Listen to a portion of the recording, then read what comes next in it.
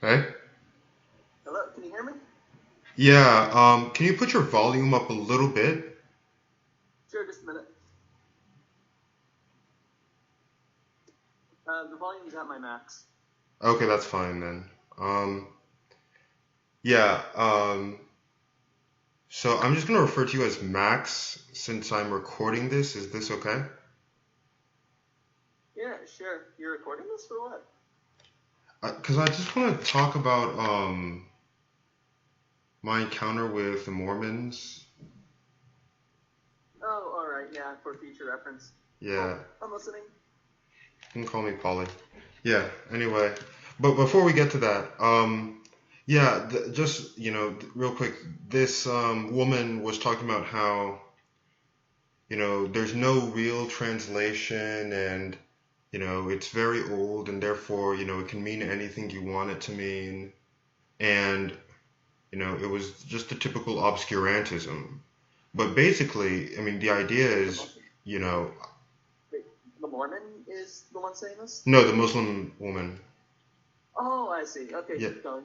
Yeah. So basically, the idea is that, I'm kind of, this was, after the Paris attacks, I'm annoyed at the sort of denial and the fact that they can't, see the basis or, maybe I wouldn't say it's denial because that, assumes sort of like a conscious, they're lying. It could be ignorance. I mean, it's very well likely ignorance because, Muslims, many Muslims, just like many Christians, don't know many aspects of their religion. So I mean, it's kind of a an Orientalist assumption to assume that Muslims are know every single thing about their religion. No, they can just be as ignorant as Christians. Here's the thing, though. I don't think she is ignorant. I think she just wants to take any possible tactic to avoid the logical conclusion one must come to if you accept the premises that the Quran is the word of God. People can understand it. It has and incites violent passages once you understand it. And from that kind of logic, you have to deduce it. So you have to deny one of the premises, like yeah, we don't really understand it, and it's really just a suggestion of our psychology, something like that. I think that's basically the kind of thing you have to affirm, even if it's not conscious, in order to get rid of this kind of inference. Yeah, and she doesn't really care for. I mean, she doesn't really appreciate. As we said, I told you, she rejects the entire hadith, so she doesn't really appreciate the degree to which not even fundamentalists, just conservatives, you know, Hmm. you know, believe their texts because I mean she's rejected the very biography of the founder of her religion. So it's kind of like, what are you left with? Are and it's ultimately nothing. And these people annoy me because they're more moderate, but they don't realize that um, or they're in denial of the connection and the bad aspects of their religion. I mean, the whole this has nothing to do with Islam, which is just it's bullshit. And um, No, I mean, there is a possible way she could kind of get out of that. One way to consider is that while the Hadiths are a reliable historical source that can inform our Quranic faith and interpretation, on the other hand, they're just as susceptible to human error. So we have to use some kind of reasoning to go from the most foundational of our beliefs to the least ones. So, for example, one really well attested story in the Quran is the one where Muhammad sanctioned some kind of polytheism, that God has sisters oh, the or satanic daughters, verses, something yeah, against that. yeah. Yeah, the satanic verses. So it was actually well attested. Um, I think, but there was only one commenter who approved its authenticity. The other commenters were like, "Oh no, this even if it is reliable, it couldn't be true because I would assume that Muhammad made a mistake, and Muhammad can't make a mistake." But this one objector said, "Well, actually, the prophets aren't necessarily perfect. They're just perfect insofar as they are." instructing God, if he was in some way incapacitated or fooled, as he did attest later, then it's completely possible that he wasn't under the command of God to begin with in that particular instance. It wasn't a well-received idea. It makes sense, but likewise, you could say, well, anytime Muhammad did screw up from a pure moral standpoint, we could just assume that, like, for example, he says that the sun sets in murky waters. Yep. Right? So one could say, well, yeah, this would mean he made an error, but we all know Muhammad can make an error, so even if it is reliable, we'd have to excuse it because there's something more foundational to us there. And I suppose it would be harder to get rid of the Quran if it would, but that's possible. Like, I wonder why they don't explore that kind of avenue. Well, I mean, the thing is, even if you take the Quran and reject the Hadith, there's still bad stuff in the Quran. So, I mean, Yeah, that's true. yeah, I mean, the cutting off of hands for theft is in the Quran. The lashing of people who commit fornication is in the Quran. The taking sex slaves, taking female captives of war, during jihad, as ISIS and Boko Haram are doing, that's in the Quran. So it's kind of like, do you reject that? Do you think that's legitimate?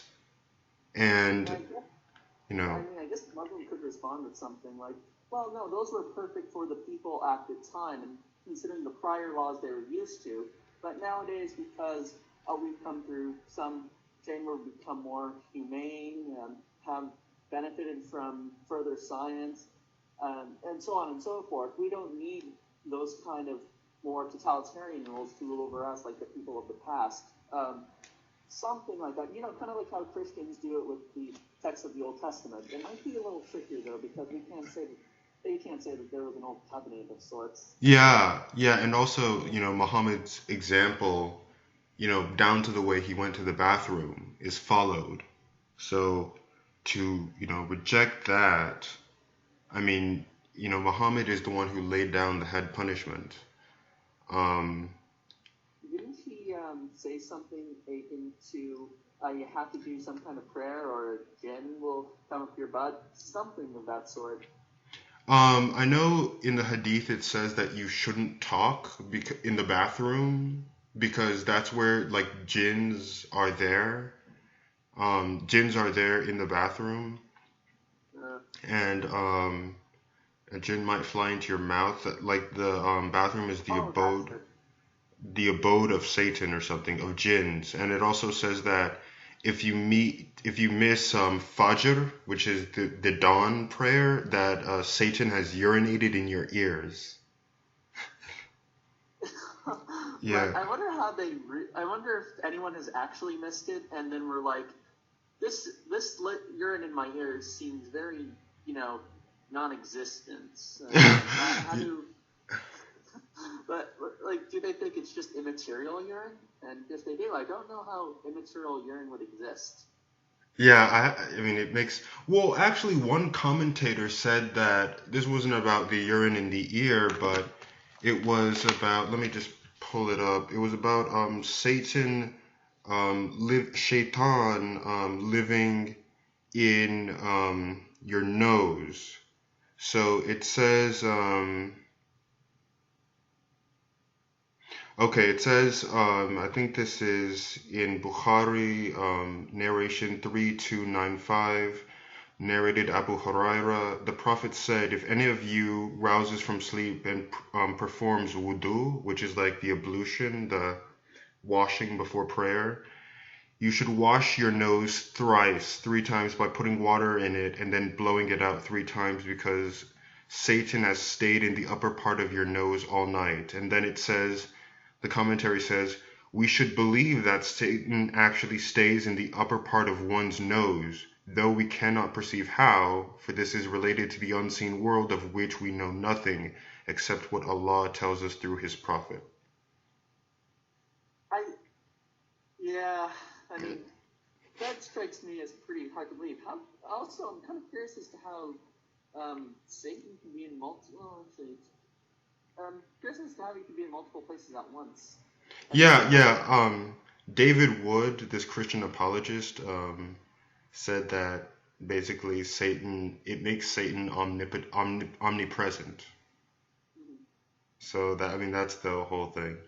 Um, but it kind of annoys me because on some level this woman is like deceiving herself because she doesn't realize the basis that these ideas have, or at least she's in denial because she rejects so much of what is taken to be, the conventional part of her religion. She rejects so much of it that, I mean, she's almost left with nothing. I mean, it's an incoherent view, so it's really annoying because you can't really make ground with these people because they'll just say I don't believe this and I don't believe that, but they can't really appreciate the fact that many do, and many of their ideas, have a lot of sway. I mean, the sheikhs at Al Azhar University in Cairo would completely dismiss this woman out of hand. No doubt. I mean, like as someone who's fairly sympathetic with religious claims of any faith, I really have a tough time understanding the position she's coming from. I mean, I'm always willing to give the most moderate religious interpretation the benefit of the doubt for the sake of charity, but this one is fairly non-coherent.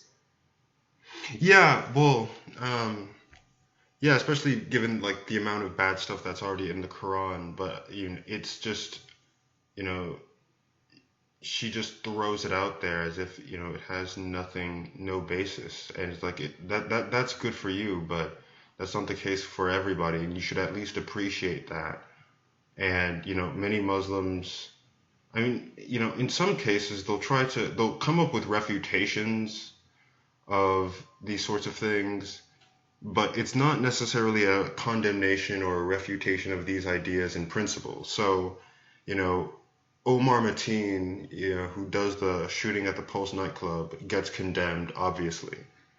But I think it's like a dozen countries that criminalize homosexuality with the death penalty, and it's like, where's the condemnation of that? I mean, three of the five schools of fiqh, the major schools, four in Sunni, the Hanbali, Hanafi, Maliki, and Shafi, and then the Jafari or Ithna Ashari school in Shia jurisprudence. Three of those five condemn homosexuality with the death penalty. Shafi says that it should be punished with 100 lashes, and then Hanafi says leave it up to discretion of the judge. So, but where's the condemnation of that? I mean, if the only thing that you can say in response to, you know, a case where his father, maybe not, about homosexuality, but, about apostasy, a case where a father murders his daughter for leaving Islam and converting to, Jehovah's Witness, which actually happened in the UK some time ago. If the only thing you can say to that is, well, they did it wrong, then you are part of the problem because it's not condemning these ideas in principle, right? Yeah, I mean, I fully agree with you on that one. Even when I mean, one of the worst things is when they kind of come back at you by saying, oh, well, why don't you condemn people in the West who have done X, Y, or Z? Or how about your history of homosexual oppression in the West? Well, I'm not defending that. I mean, that's the thing. I mean, they want to use these equivalences in the West as a sort of way of saying it's not that bad, but it's like I'm just looking at the principle on its own merits and evaluating it. I'm not afraid to condemn what things that the West has done. So I don't have that sort of conflict of interest. Yeah, I mean, I would agree. I would agree with you on that one. I'd have no problem condemning the West, any country that I've been a part of for its past actions. Or Christians. Not for even, nor my own Catholic institution, I believe. But here's the thing: just because someone condemns their religion, people have to remember that the country you're a part of also has some evils in their past. But like I don't leave Catholicism, nor do I expect Muslims to leave Islam. I do expect some kind of condemnation, just like I don't expect people to, give up their citizenship because their country did something demonstrably evil. Yeah, yeah. I mean, I'm sure you don't support child molestation or anything like that. Um, Depends but on the child. I'm just kidding. but about that, you can find sheikhs who think that child marriage, insofar at least as far as signing the contract, of a woman who is say 10, to a man who's older than she is, you'll find sheikhs who believe that that is acceptable, even if the man doesn't have sex with her immediately. And they'll say that, their child marriages in like Virginia, which they are, and they're just getting rid of, this law. And it's like, I realize that, but that's still bad. Have I ever told you about the time when there was a child marriage that was being arranged right beside me? What? Here's how it happened. What? Okay. There was a child marriage that was being spoken of between this Muslim girl that I was tutoring and her friend. And she told me that he was getting engaged to a 9-year-old. And I completely freaked out. I was like, no, Tom, not to condemn him, do everything. Just she shared my disdain for it, which is lucky. So she did kind of push him out of that direction. He didn't change his mind about it, which sucks. But that shit actually was going on right beside me. It was just being connected from wherever he was in the Middle East to her on Facebook. So yeah, freaky time. Yeah, but you don't. What was I gonna say? I mean, so that is something that should be dealt with. Was this a Christian or a Muslim? Oh, the Muslim. So the Muslim girl is the one I was tutoring, but the arranged marriage was between Muslims as well. There was no Christian involved. Oh. So that itself is bad. How old was the woman? The one I was tutoring, she was, I think, 21 or 22. And the arranged marriage? 9 years old. And the thing is, it says, and this is still taught, that a man cannot rape his wife because a woman who refuses sex with her husband is cursed by angels until the next morning. So many sheikhs, in fact, I was listening to one the other day, teach that a man cannot rape his wife because the wife's duty is to have sex with her husband whenever he wants it. And she doesn't have a right to say no. And, of course, they'll say that, marital rape wasn't considered a thing in the West until very recently. Again, I'm not defending the moral stagnancy of the West in that regard. But it's like we already have enough problems as it is right now with gender equality and certain things. But we don't want to go backwards. I mean, that's the main issue. We don't want to go backwards. So it's like, don't bring the problems of your religion to us and preach them and advocate for them and say that, well, it's just like when the West did this, some decades ago. It's like, we don't want that anymore. Yeah, I have condemned people in the West to have done that. Are you familiar with Vox Day by any chance? Yeah, I sent you the thing with the debate that he had with the feminists, which was just one of the. Dude, there are a lot of things. He's Catholic. Yeah, he's Catholic, isn't he? No, he's not. I think he even denies the existence of the Trinity.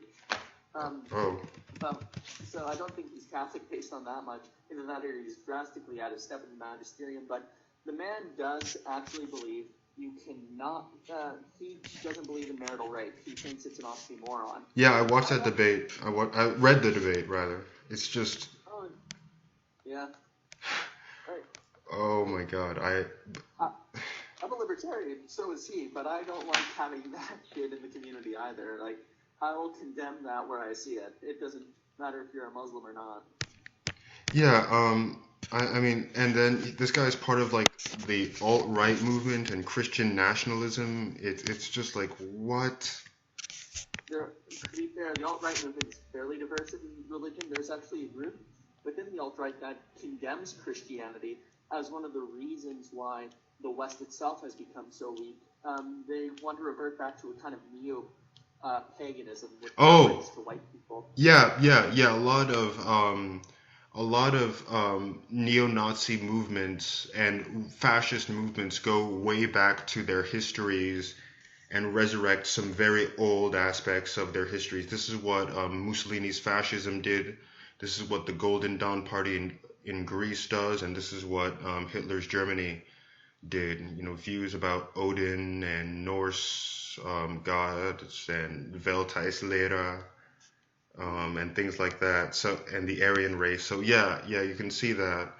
But I mean, but this guy is a problem, and we don't need more people like him preaching this, and yet they are. And I'm not afraid to condemn this guy. I mean, I'm not just a feminist when it comes to Islam, although I don't. Yeah. But it's like we don't need more people like this, and we're trying to marginalize these groups across the board. So when a Christian says it, it should get condemned, and it is. When a Muslim says it, it should get condemned, just as quickly.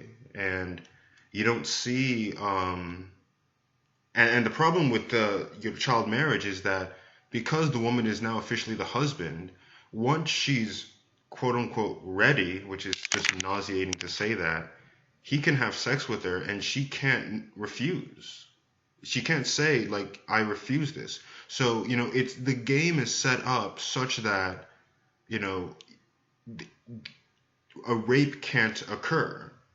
Um, and I was yeah, just kidding. Question about that. Does Islam recognize at least a distinction between rape and assault?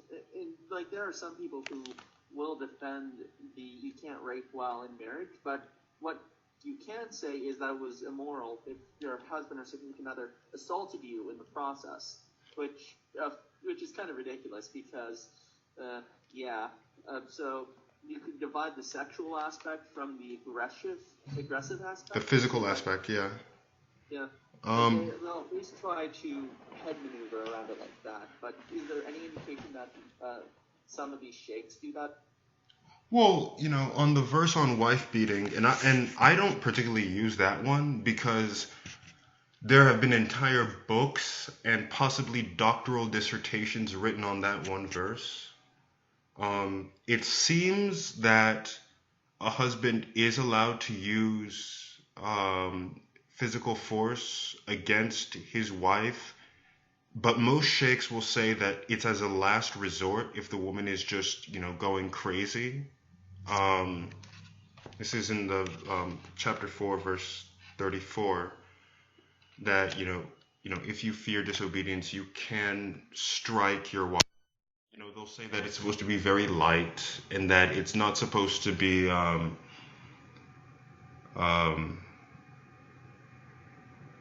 it's not supposed to cause her bleeding, and it shouldn't be on the face, and um, they'll say that it shouldn't be with anything bigger than your thumb, which doesn't make any sense. Or some people will go crazy and say that it's a light tap on the shoulder, which doesn't make any sense given the context, because you're supposed to stop talking to them, then separate from the bed, which means no sex, and then if that fails, then it's supposed to escalate. That's the idea. And a light tap on the shoulder doesn't really particularly make much sense. But I don't know how Sharia courts handle that.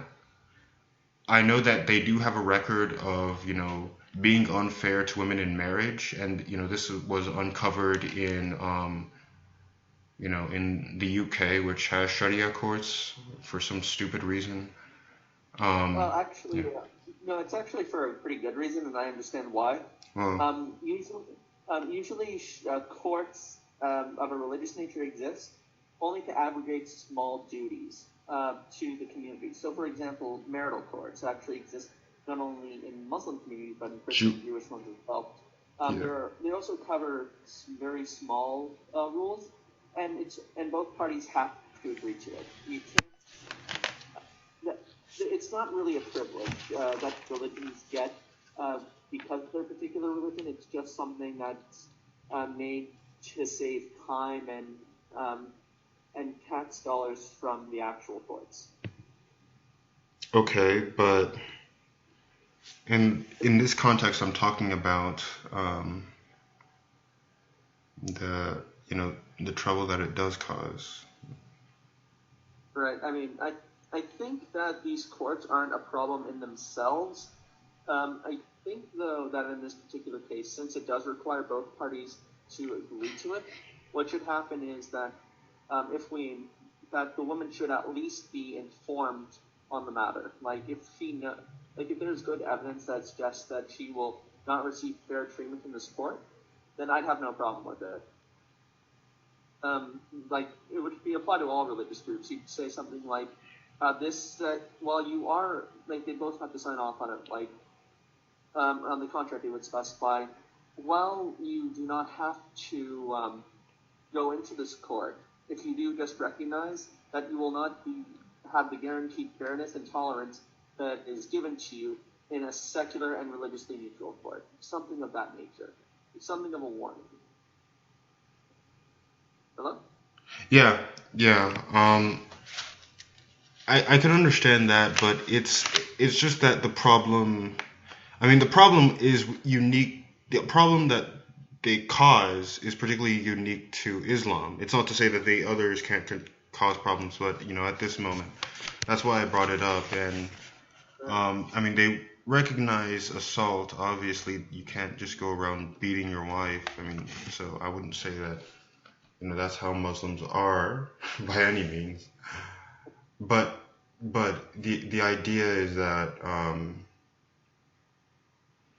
it's not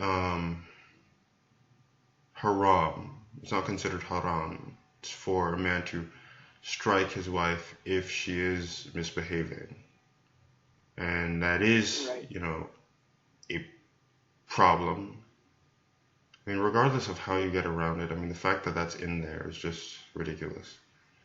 It kind of reminds me of the old rule we used to have here in the West. Not that I'm defending it or saying, well, we used to do it too. I'm just saying we had it as a historical fact.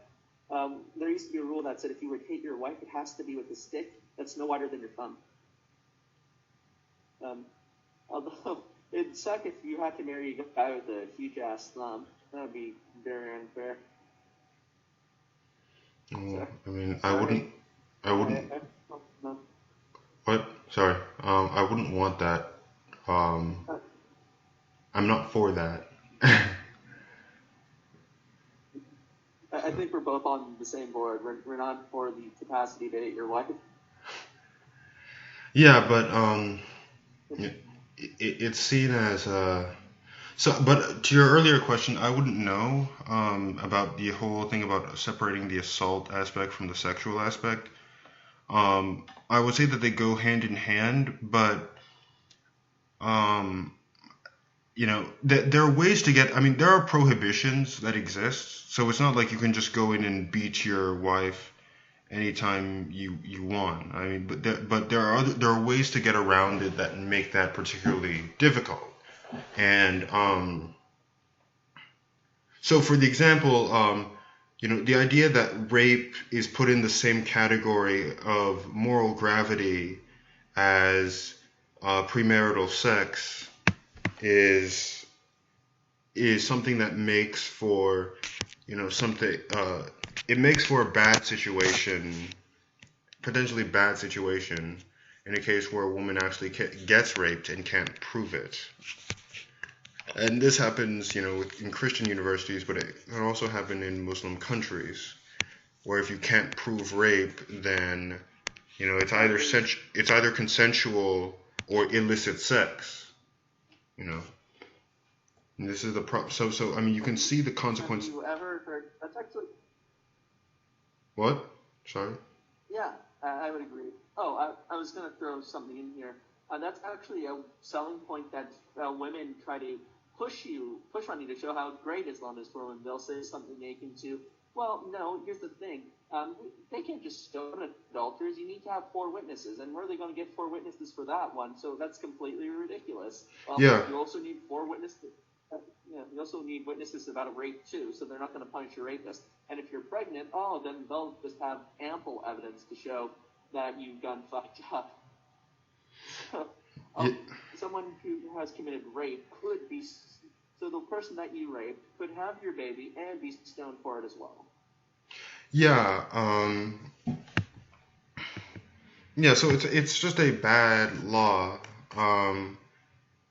Now, I mean, yeah. So it's just a bad law, and also, I mean, they say it's through pregnancy, but it can also be through confession. I mean, that's the thing. It's not just through 4 witnesses. Because, for example, if you slander someone, I mean, this is why the system is so fucked. Like, if you slander someone, excuse my language, if you slander someone, you get, I think the punishment is 80 lashes.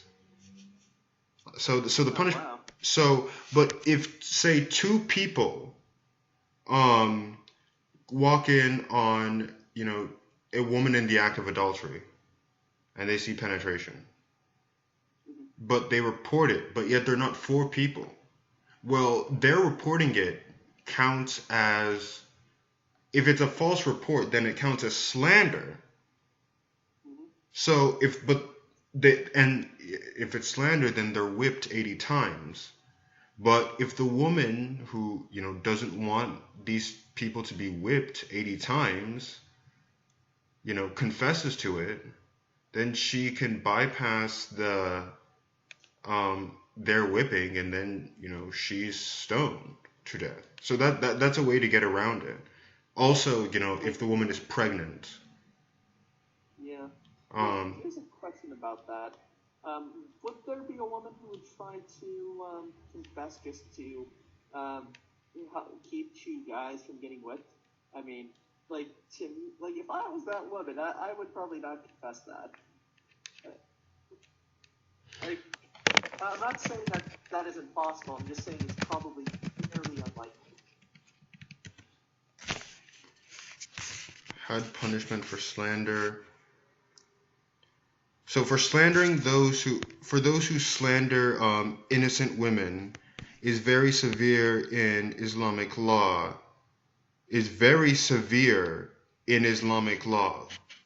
So, like, if the woman lies and insists that she's innocent, then the punishment is very severe. Lash them with 80 lashes, and do not accept from them testimony ever after.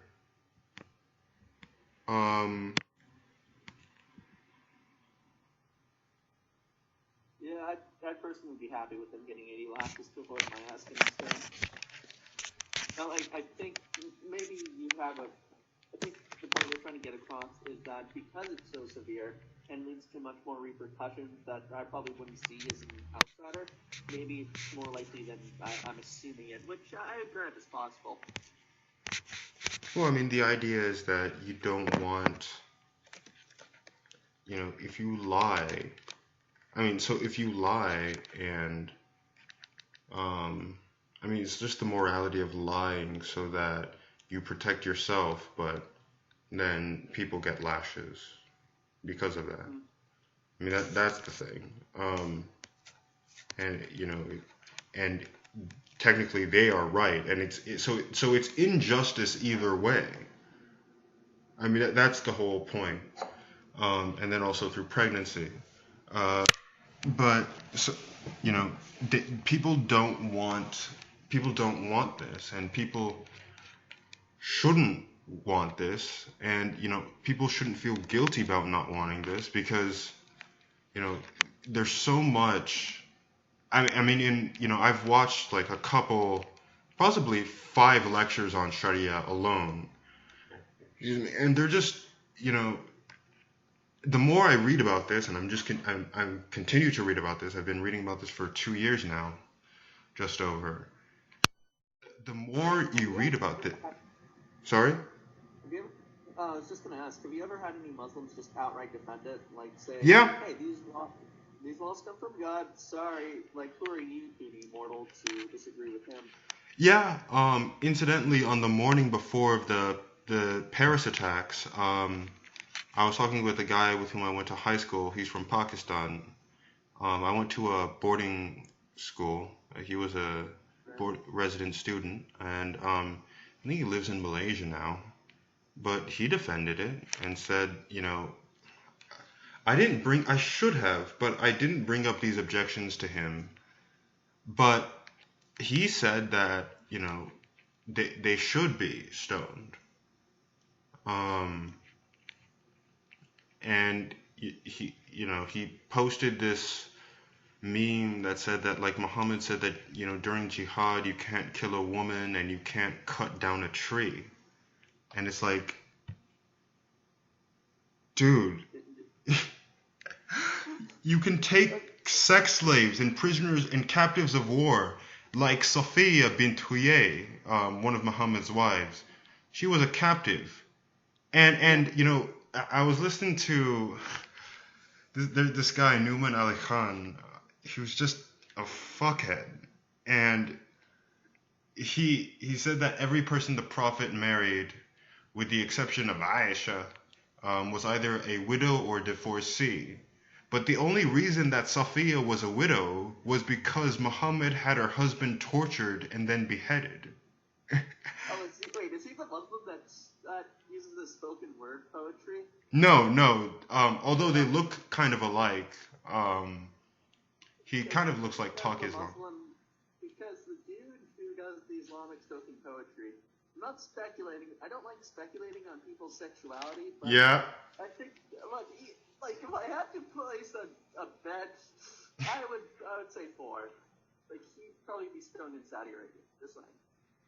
Yeah, and on the issue of homosexuality, he is on the issue of homosexuality. I mean, I don't even know how you could deny that. I mean, so you saw the Masked Arabs video that I sent you yesterday. I don't think I remember. Can you remind me? It was the one that it. Oh wait, I think I remember the Masked Arab. Yeah. He's the guy who has his cartoon avatar, and he was pointing out some of the very immoral things that these Islamic nations do to people of queer orientation. Yeah, and he's explaining the basis that has. So, like, the throwing of gays off of buildings is like you can't deny that at that point. I mean, you can't deny the basis that has. I mean, Because Spain, for some reason. What? Have you ever heard of the Spain defense? Muslims will say, but no, Islam has a history of loving gays because in Spain there was certain Muslim poets who experimented with homosexuality. Oh, yeah, the homoeroticism. Some caliphs wrote homoerotic poetry.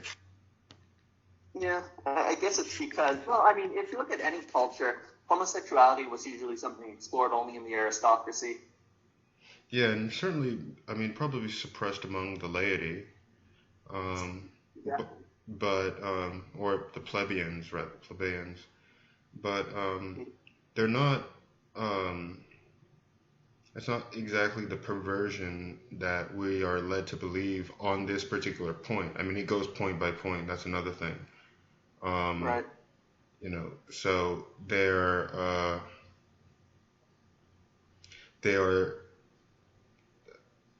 I mean, how many, do they condemn in principle throwing gays from buildings, punishing them by throwing them from buildings? Or is it like, well, how do we know these people are gay, and how do we know that they've actually had the sex and whatnot? Is that something that they condemn? Do they condemn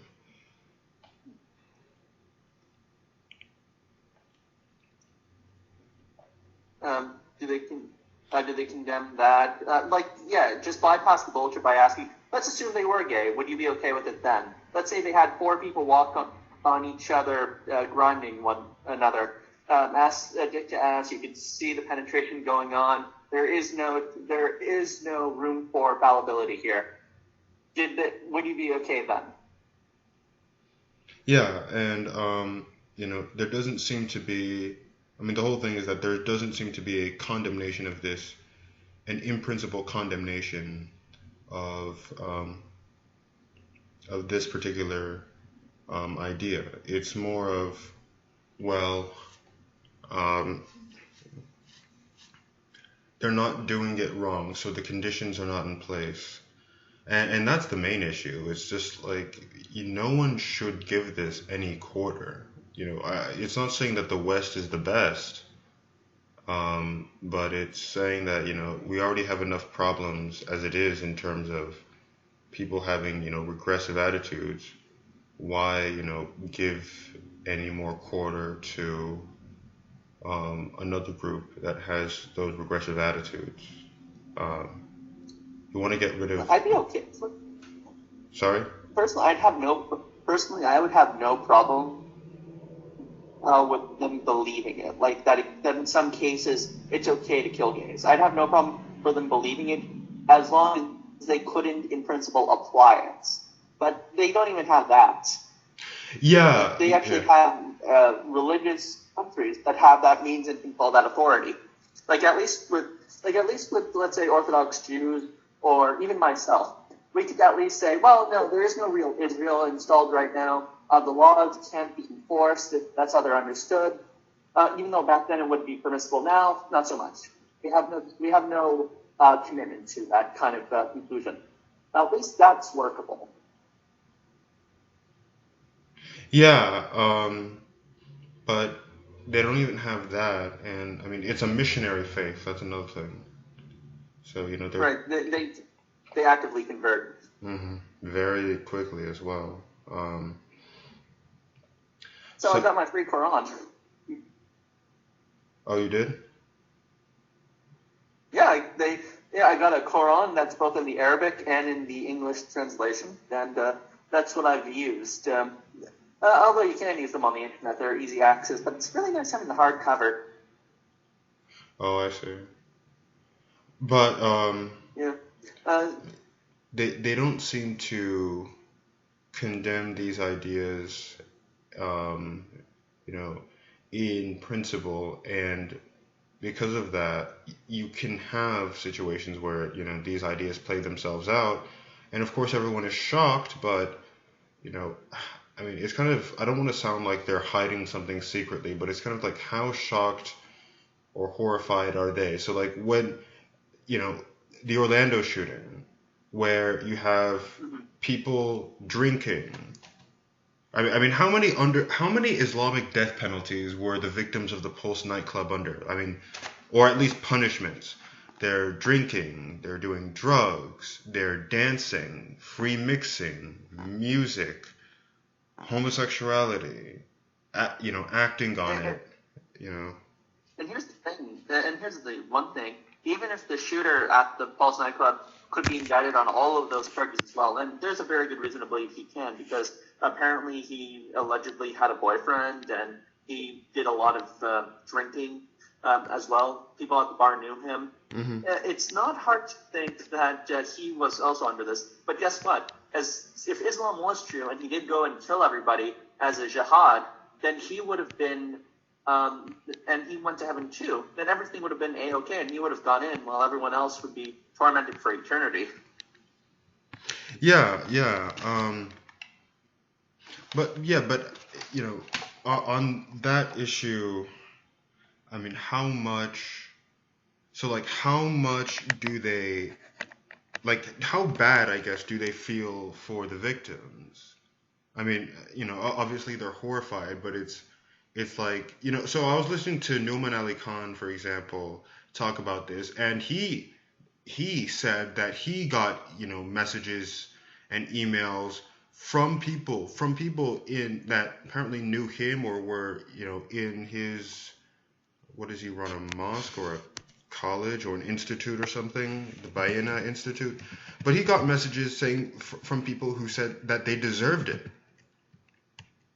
And Yep. he was telling them that this is not the proper response to have. And it's like, wait a minute, a sheikh is telling people that, you know, they don't deserve, they didn't deserve this. And yet he's, he has to tell people that, you know, this is the wrong sort of thing. So he's not preaching this mindset, but people under him have this mindset already. That itself is a problem. And this is in the West. This is in Texas. It is, yeah, it's definitely terrible. And oh, by the way, just to go back to something I said earlier about the jihadists and quest getting into heaven. This is why something really irks me about how, oh, well, you know, these Muslims doing these terrorist attacks, they're not really theologians. Well, they're not really in tune with Islam. Well, here's the thing. You have to consider that people who committed the 9/11 bombings also were out at a nightclub drinking. The point is, you do these things because no matter what your sins, as long as you've committed jihad, those things can be forgiven. It's not hard to imagine some kind of rationalization like, well, God's going to forgive me. I think he'd want me to have these strippers and beers. Or for example, the people who did the thing at Charlie Hebdo. I mean that is, I mean, yes, Muslims condemn that, but how? I mean, did these people go against? So in other words, is what these people did haram? Like, so they killed people for defiling the name of the Prophet, just as Muhammad had for, on a number of occasions. People who wrote poetry about him, he approved of their murder. In fact, there's a hadith about a man who murdered his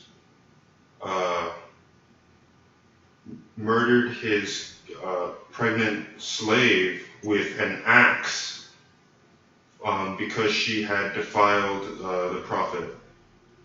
So this is someone who, I just sent you the thing, but this is someone who Muhammad was one of Muhammad's followers, and he said that the spilling of her blood is lawful with impunity. And this is written into a book of fiqh, a book of jurisprudence, that you are allowed to, it is lawful to kill someone who has insulted the Prophet in an act of vigilante justice. Mm-hmm. So, like, what these people did haram by the lights of Islam? And even if they condemn it, I mean, they can still potentially go to heaven as martyrs because they died defending them the honor of the Prophet. And so these are ideas about free speech and the role of women and in the public and private space that are really, if you don't want to say at odds, things undesirable, and people shouldn't give them any quarter simply for the purposes of political correctness. You should be consistent at the very least and be against these.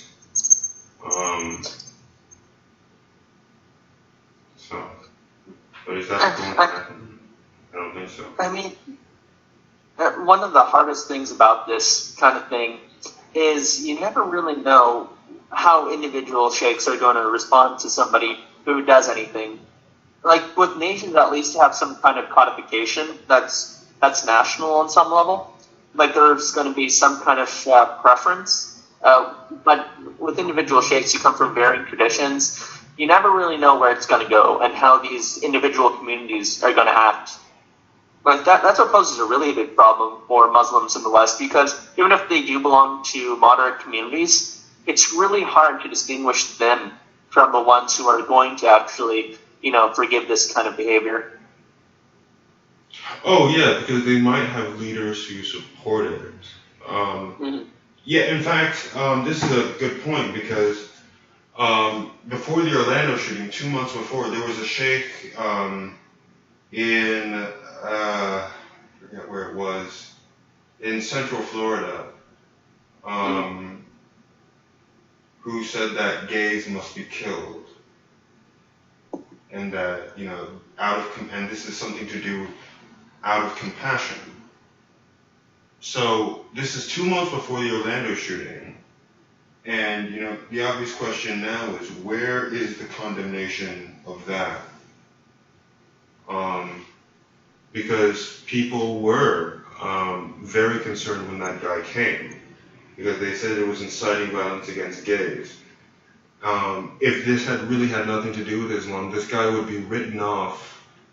I mean, the problem is, this is what Sam Harris highlighted on a podcast on, the Orlando shooting.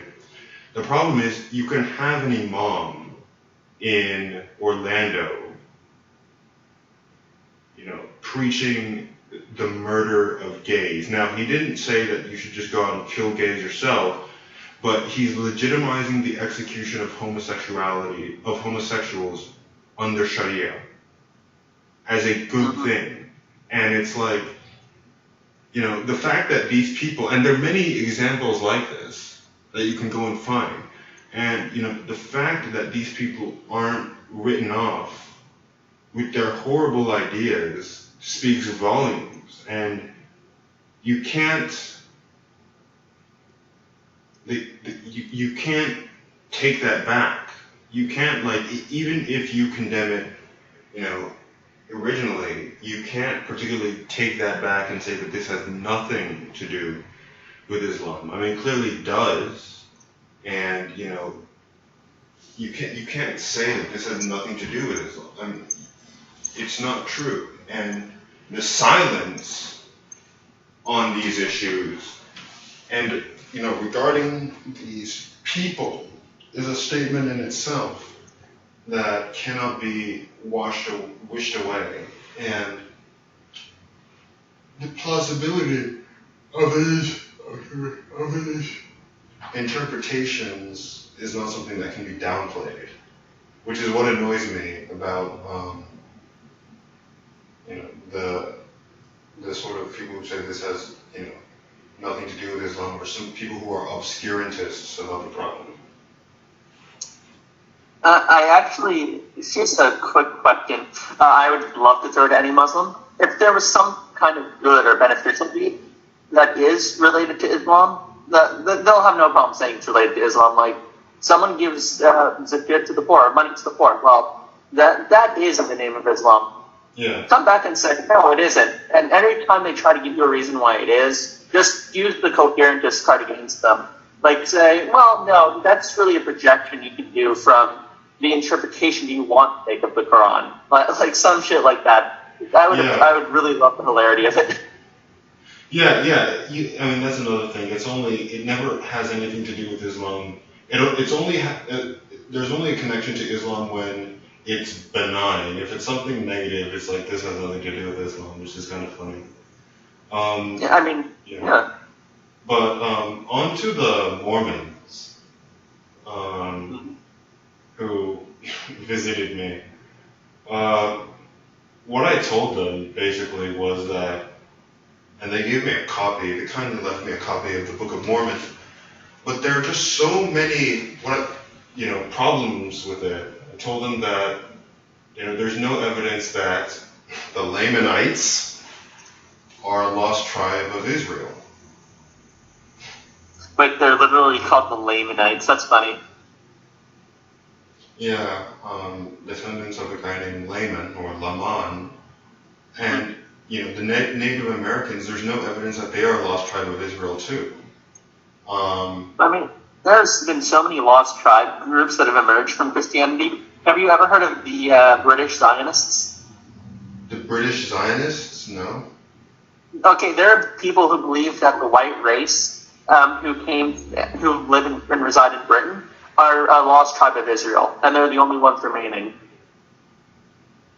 Shit. Yeah, and they use this as a way to justify their racism. That's crazy. And not only that, but they're actively against interracial mixing because black people, Asian people, Hispanic people are not a part of the white race, and hence it would be wrong for any intermarriage. Yeah. But there's another thing that, I mean, they said in response to my claim about DNA testing and, the Semitic ancestry, the supposed Semitic ancestry of the Native Americans, they said that, science is always changing. But what I brought up to them is that, the thing that, because I told them I'm an atheist, the thing that annoys me or gets me, that puts, me off of religion, the thing about religion that puts me off, it is the idea of claims, the insistence on taking seriously claims that lack evidence. And these are not ordinary claims, these are claims that are, falsifiable. So, They would just retreat to faith without justifying the claim itself. Like this kind of atheistic way of thinking about things. yeah, and the degree to which something is falsifiable in principle depends on the sort of claim. I mean, the other religions have the advantage of being shrouded in the mysterious past of their origins, thousands of years ago. Mormonism is less than 200 years old. Yep, And that is true. we know that is ridiculous. I mean, we know that this is just a con job. And I gave them the example of, in the Bible, you're familiar with the story, Joshua, or he's known in the Quran as Yusha bin Nun, is fighting the Amorites. This is in Joshua 10, and Joshua asks Yahweh to stop the sun in the sky. Now, let's set aside the fact that they, got the order wrong. The sun doesn't move, it's the earth. But, to stop the rotation of the earth basically so that Joshua can win his battle. And I said that is a falsifiable claim about astrophysics and planetary science. And that makes testable predictions about the world that we should see. Because if this event... Wait, this is in the Mormon book? Because I just when Joshua was in the Old Testament. This is not in the Book of Mormon. I just gave them the story for an analogy. Oh, I see. Okay, go on. Yeah. It's contrary to what we know of physics. Cool. Yeah, so I told them that, and I said that these are claims that have not met their burden of proof, and I mean they believe that it was written by holy prophets. But then and that science is always changing and you can't trust it. But then I told them that there's no evidence of Reformed Egyptian. That Reformed Egyptian is not a language. What you have with the Egyptian is hieroglyphics and the actually written alphabetic language, the Demotic language, that was translated by Champollion, on the Rosetta Stone. It's an ancient Egyptian script. That's what you have, but there's no such thing. No Egyptologist will tell you that there's such a thing known as Reformed Egyptian. There's no evidence of that.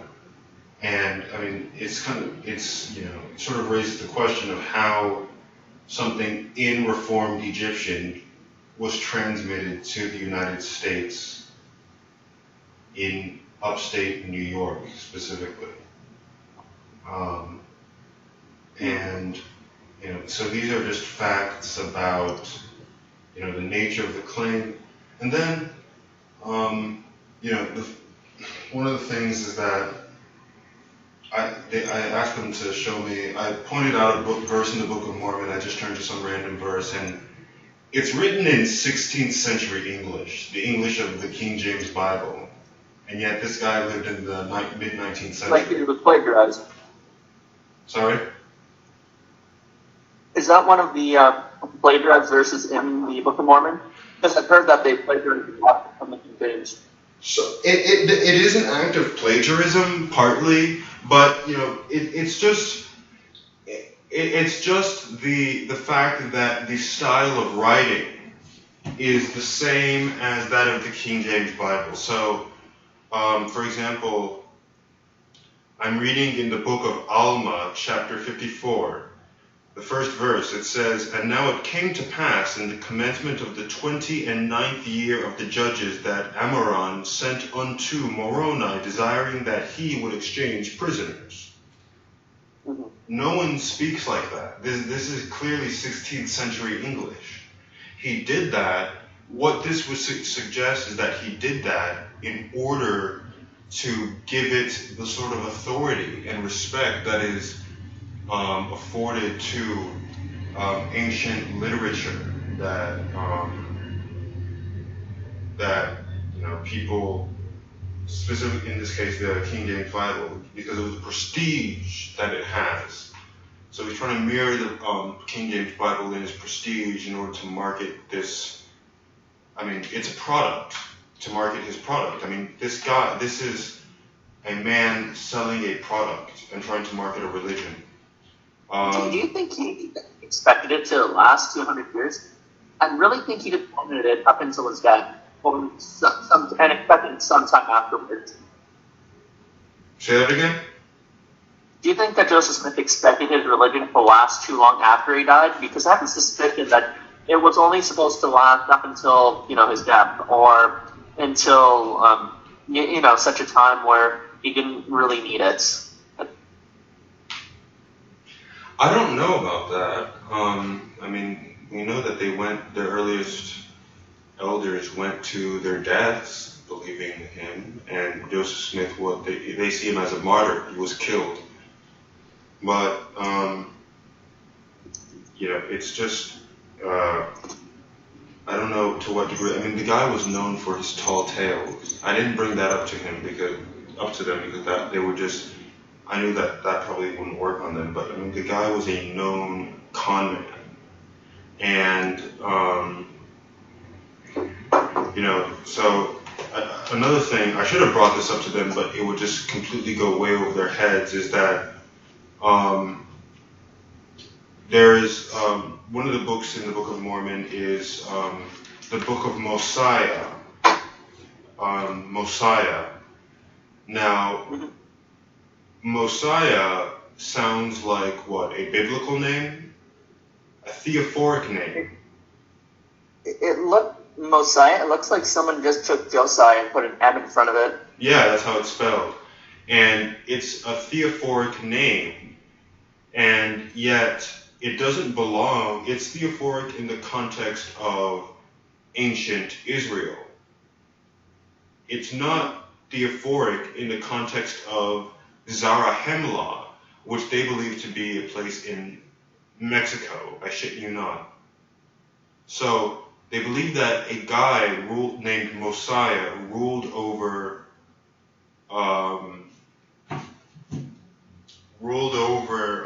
a place in Mexico, and yet there's no evidence of any Semitic exchange, of cultural exchange between Mexico, between people living in the Mayans and people living in the Fertile Crescent in the Iron Age. The name Josiah means healed by Yahweh, and it's the name of a king of Judah in the 7th century BCE, and yet they believe that in the 2nd century BCE, there was a guy named Mosiah who ruled over a place in what is today Mexico. Yet, there is no evidence of a cultural exchange that would give, that would allow people living in that part of Mexico to have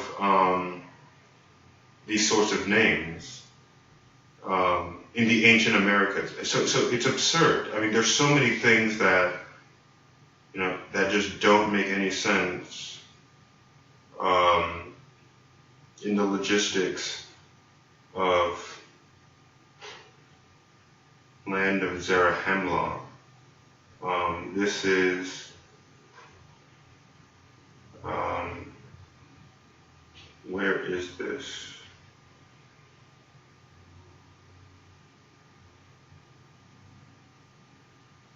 This is, where is Nico?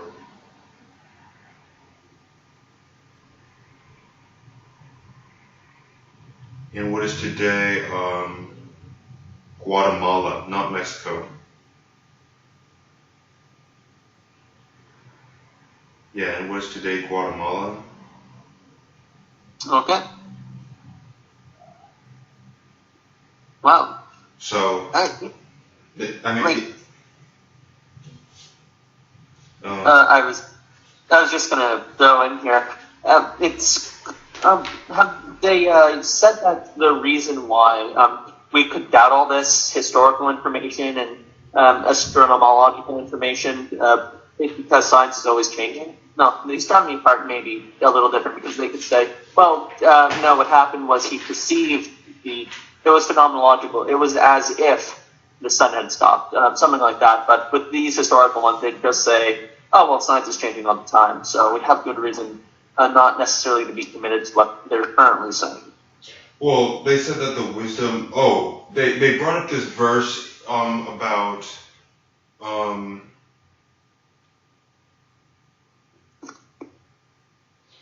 I think it's in 1 Corinthians, where it says that they are, my carnal mind can't understand, spiritual things. Mm-hmm. Well, if they can't understand it, why are they bothering preaching it to you? Yeah, I mean, that's the thing. But also, I brought up the claim because I told you, or I think I told you, I brought up Islam as a comparison. But the thing is, how do you distinguish between these claims?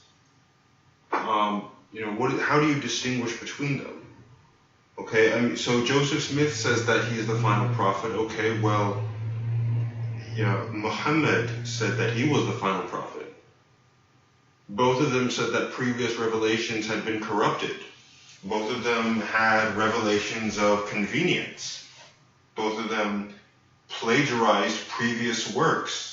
I mean, this is, so how, I mean, your religion literally has the same story as another religion that came before it. So how do you distinguish between the two?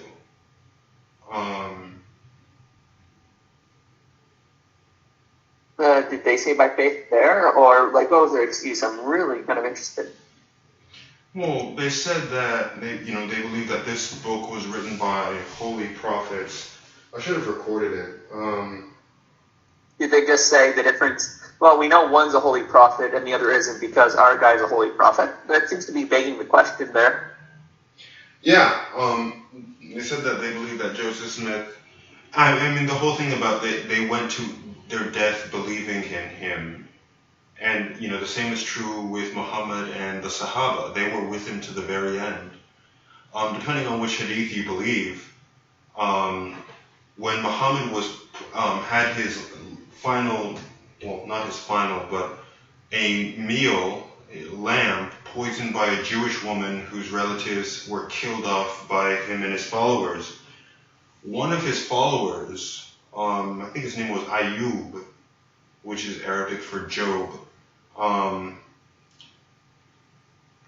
detected the poison, on the lamb that was being eaten.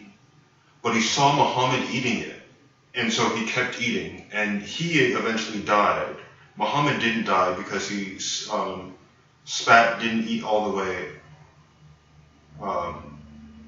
He didn't eat, the thing all the way, and he was very sick until the end of his life, according to one hadith.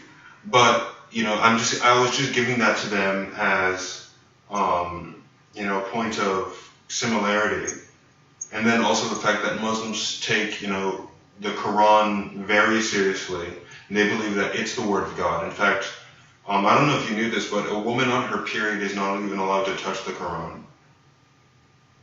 Oh, I did not know that. Here's something that's fairly interesting. Are you aware that Muslims believe that flies possess a poison and an ointment and an antidote to the poison? Yeah, on their wings. Yeah, and then you can dip it in the wing in order to, one wing has the cure for the poison, and another wing has the disease. It's another silly hadith. Did you know that there was actually a university in Riyadh that tested that claim out? Yeah. Even if I trusted them to carry that out unbiasedly, even their experiments are just about flies coming into contact. There's nothing about individual wing dipping. Yeah. Yeah. It's in Sahih al-Bukhari, narration number 3844. It was narrated that Abu Hurairah said, "The Prophet said, if a fly falls into the vessel of one of you, then immerse it, for on one of its wings is a disease, and on the other is a cure. When it falls onto the wing on which is a disease, so immerse it fully." It's just nonsense. But I'm giving them these claims, because they believe. The point I was trying to make is that Muslims believe in the prophethood of Muhammad and his example as just as strongly as you believe in the prophethood of Joseph Smith. I mean, Muslims, follow his example down to the way they go to the bathroom. Did you know that? Mm-hmm. Yeah, you told me in the beginning of this call. Oh, okay. Yeah, you walk in with your left foot and leave with your right foot, and then you don't wipe your ass with, I think it's your left hand or something. I mean it's just, it's crazy, but, that's how strongly they believe in it. And so they left me with the Book of Mormon, and, we'll read it. I'm going to read it. But it's, that their claims are just as ridiculous. Mm-hmm. Yeah, I mean, what was their response though? Is their response just, do they have anything of substance? Well, I talked to them about the whole thing about black people being cursed, and they said that those were just writings from the early founders, that this had nothing to do with Mormonism. In terms of the text or the teachings. Oh yeah, these were just things by prophets of the church, not from Joseph Smith himself. Apparently not.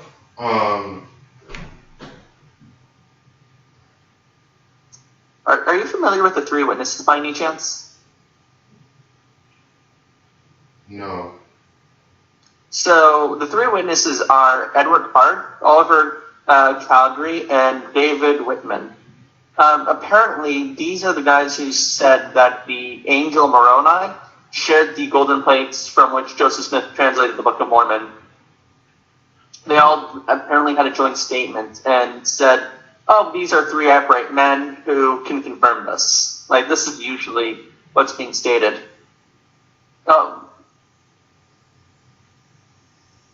I'm not sure how dependable they might be, though. Just saying. No, well, I mean, that's also... I didn't have my phone. My phone was charging with me, but that's also not true. I'm reading from 2 Nephi 2 Nephi chapter 5 verse 21, and God had caused the cursing to come upon them, yea, even a sore cursing because of their iniquity. For behold, they had hardened their hearts against him, that they had become like unto a flint, wherefore as they were white and exceedingly fair and delightsome, I love that, white and delightsome, that they might not be enticing unto my people. The Lord God did cause a skin of blackness to come upon them.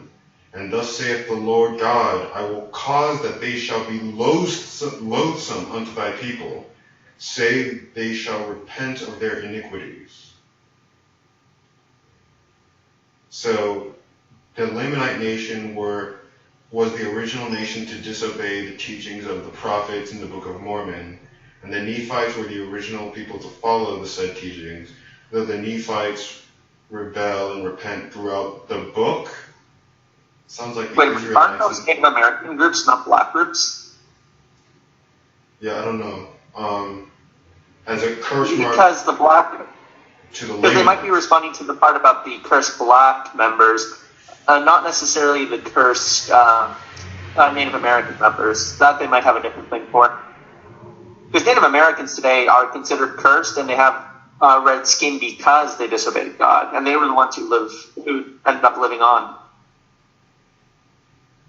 Yeah, I don't know. It said that they had it calls them the Lamanites here.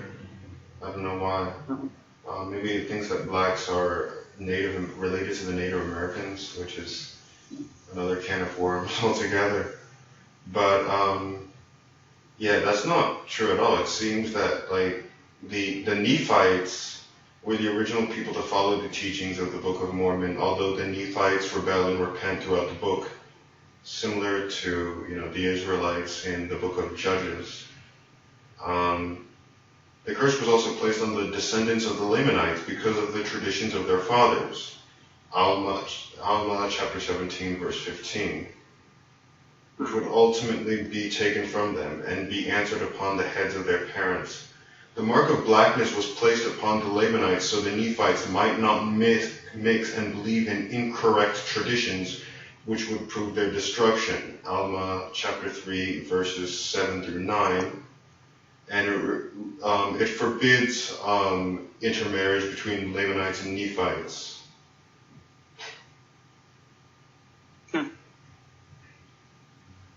Wow, so you're not even allowed to intermarry with native groups if that's where they're descended from.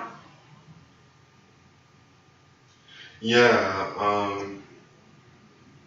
Unless Mormons can say that, yeah, that was the curse originally, but because of the new Mormon revelation from Joseph Smith and our current testament from that guy who legalized interracial marriage and stuff, that's cool now. Something of that, like. I mean, W.W. Phelps, assistant president of the church, wrote a letter theorizing that the curse of Cain survived the deluge by passing through the wife of Ham, a black man, because God put a mark on Cain. Of course, we don't. It's been interpreted a bunch of ways. Marrying a black wife. This black wife, according to Phelps, was not just a descendant of Cain, but also one of the three flood field of Canaan, not directly related to the biblical Canaanites. This is just absurd. I just don't know what the fuck. I mean, so they're partially right that some of them theorized about black people, but it's in the text. The blackness as a punishment is in the text. I'm pretty sure the blackness was in reference to the Native Americans, though not the blacks. What verse did he say it was in? 2 Nephi. Okay.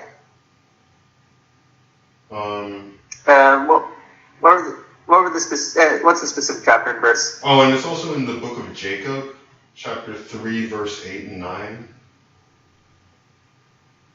O my brethren, I fear that unless ye shall repent of your sins, that their skins will be whiter than yours, when ye shall be brought with them before the throne of God. Wherefore a commandment I give unto you, which is the word of God, that ye revile no more against them because of the darkness of their skins. Neither shall ye revile against them because of their filthiness. Okay, can you provide the chapter and verse of 2 Nephi? It's 2 Nephi 5:21. Okay, and the book of Jacob? Chapter 3, verse 8 and 9. Okay, thanks. Let's see. But neither shall you revile because of their filthiness, they shall remember their filthiness and remember came. Oh yeah, it's here. That's so racist. They're filthy. I mean, it's condemning racism, but it's saying, like, even though these people are filthy, don't be bigoted towards them. How?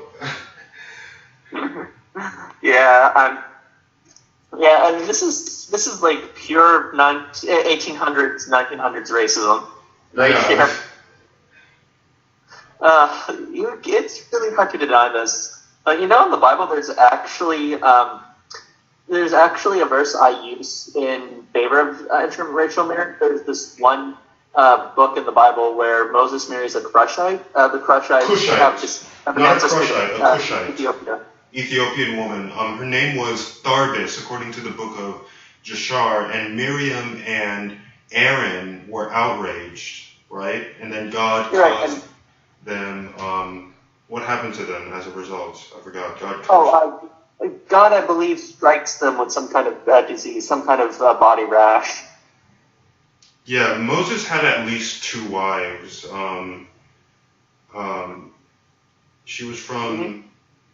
She was a divorcee as well.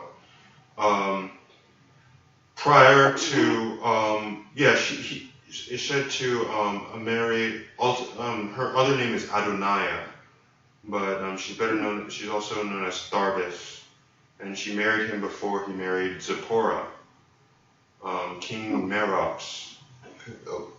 According to the Josephus, led a campaign against the Egyptians. He defeated the Ethiopians. I mean, it's kind of. I'm not sure whether or not he had them at the same time, though. I mean, it's possible because polygamy was okay in the Old Testament, but then again, his first love could have passed. Oh yeah, Miriam is punished by getting afflicted with leprosy. Yep. That's the one, which is nice because it's such a fairly clear support of. It's not condemning interracial marriage, or it's not condemning prejudice against interracial marriage per se. I think it was more God punishing them because they descended from Moses' authority. But it's something that's condoned at the very least, which is pretty nice. Yeah. And then. There's certain things that do take that back, like the idea that you shouldn't marry people from other races, like the Jews can't, to preserve their lineage. Well, yeah. I mean, I guess it does depend because I believe the rule is that if you're going to marry somebody, he has to become a part of the tribe. Something akin to that. If not, then it's fairly disapproved of. It's not really along racial lines because I don't think race was really constructed that well back then. It was probably more along the lines of nationalistic reasons. Probably. Yeah. Although it can translate into racism given today's context.